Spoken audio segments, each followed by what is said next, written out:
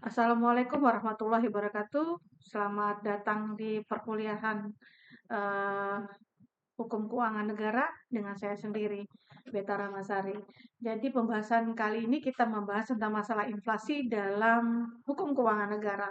Kalau ditanya tentang masalah inflasi, pasti ngomongin masalah dampak dari pengelolaan anggaran yang terlalu berlebihan ataupun adanya kebijakan moneter dan fiskal negara. Nah, inflasi terjadi ketika barang atau harga jasa secara umum naik satu periode tertentu yang berakibat pada menurunnya daya beli uang. Ada beberapa aspek yang utama mengenai masalah inflasi konteks hukum keuangan negara. Yang pertama adanya pengaruh pada anggaran negara, kedua adanya pengaruh pada pendapatan negara, ketiga tentang masalah kebijakan moneter dan fiskal, dampak pada utang pemerintah, perlindungan daya beli publik, terus ada instrumen kebijakan untuk mengendalikan inflasi, adanya stabilitas nilai tukar mata uang, pengaruh terhadap investasi dan iklim usaha, pengaturan dalam anggaran pendapatan dan belanja negara atau APBN, dan peran lembaga pengawas. Kalau kita ngebahas tentang masalah keuangan negara, spesifiknya kita nanti di pertemuan di akhir nanti akan membahas tentang masalah APBN. Tapi kalau kita ngomongin masalah inflasi, kita ngomongin masalah kebijakan moneter dan fiskal. Nah, hal-hal seperti ini pemerintah dan bank sentral, yaitu Bank Indonesia, mengelola inflasi melalui kebijakan moneter, seperti suku bunga dan penetapan jumlah uang yang beredar. Jadi pada dasarnya nggak boleh yang namanya eh, masalah uang yang beredar itu semau-maunya aja bank sentral, itu tidak bisa. Serta kebijakan fiskal, pengaturan pajak, dan belanja negara. Jika inflasi terlalu tinggi, bank sentral mungkin menaikkan suku bunga untuk menekan laju inflasi. Sementara pemerintah dapat melakukan pengetaraan belanja agar tidak memperparah yang namanya inflasi. Nah, beberapa hal itu juga kita membahas tentang masalah apa akibat inflasi dalam masalah hukum keuangan negara. Pertama adalah akibat dalam inflasi dalam hukum keuangan negara itu mencakup beberapa aspek yang dapat mempengaruhi stabilitas fiskal dan pengelolaan keuangan. Kesejahteraan masyarakat juga perlu dipikirkan, pertumbuhan ekonomi. Nah, beberapa dampak utama inflasi dalam hukum keuangan negara, pertama itu adanya erosi nilai real anggaran pemerintah. Nah, menyebabkan anggaran pemerintah tergerus, beli anggaran yang dialokasikan pada proyek-proyek publik berkurang. Ini membuat pemerintah perlu meningkatkan belanja untuk mempertahankan program yang sama atau mengurangi lingkup proyek agar tetap sesuai dengan anggaran yang ada. Yang kedua, masalah defisit anggaran. Inflasi dapat memicu defisit anggaran karena biaya barang dan jasa yang dibeli oleh pemerintah meningkat. Nah, yang ketiga, kestabilitasan fiskal dan moneter. Yang keempat, beberapa utang dan bertambah. Yang kelima, kenaikan pajak yang menerapkan kebijakan penghematan. Yang keenam, penurunan daya beli masyarakat. Yang ketujuh, kegagalan target pembangunan dan sosial. Yang kedelapan, pelemahan nilai tukar mata uang, terus dampak buruk pada iklim investasi, dan selanjutnya peningkatan dan keikutan serta ekonomi. Secara keseluruhan ini, inflasi tidak terkendali dapat menyebabkan ketidakstabilan ekonomi, kesulitan dalam perencanaan fiskal, dan menurunnya kesejahteraan masyarakat. Oleh karena itu, pengelolaan inflasi dapat menjadi kunci dalam menjaga stabilitas hukum keuangan negara dan keberlanjutan ekonomi jangka panjang. Nah, kalau pembahasan selanjutnya, misalnya hukum keuangan negara itu keterkaitan dalam inflasinya itu apa saja?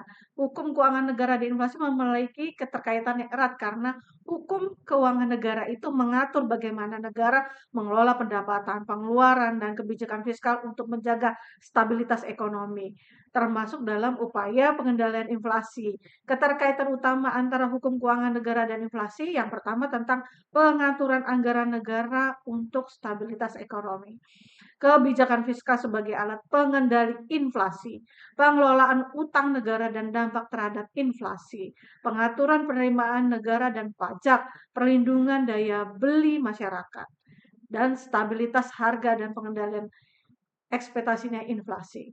Nah, selanjutnya ini penutupnya adalah apa kesimpulan dalam hukum keuangan negara ini. Kesimpulan dalam hukum keuangan negara terutama terkaitan dengan masalah inflasi dapat dirangkum yang pertama tentang pengelolaan anggaran yang responsif. Hukum keuangan negara menyediakan kerangka untuk mengelola anggaran yang responsif terhadap dinamika inflasi. Pemerintah perlu menyesuaikan anggaran, pendapatan, dan belanjaan negara agar tetap efektif menghadapi perubahan harga dan kondisi ekonomi. Kebijakan fiskal yang stabil, sudah begitu pentingnya stabilitas ekonomi, perlindungan daya beli masyarakat, kondisi kebijakan moneter dan fiskal, akuntabilitas atau pertanggungjawaban transparan. Nah, ini perlu untuk mengatur penting akuntabilitas atau pertanggungjawaban yang harus transparan dalam pengelolaan daya beli atau dana publik sendiri yang menjadi kunci untuk pencegahan yang namanya penyalahgunaan, memastikan bahwa kebijakan yang diambil benar-benar menjawab kebutuhan masyarakat. Selanjutnya itu adalah kesinambungan dan keberlanjutan. Nah, dengan demikian hukum keuangan negara memiliki peran yang krusial dalam pengelolaan inflasi dan menjaga stabilitas ekonomi serta mencapai kesejahteraan bagi masyarakat.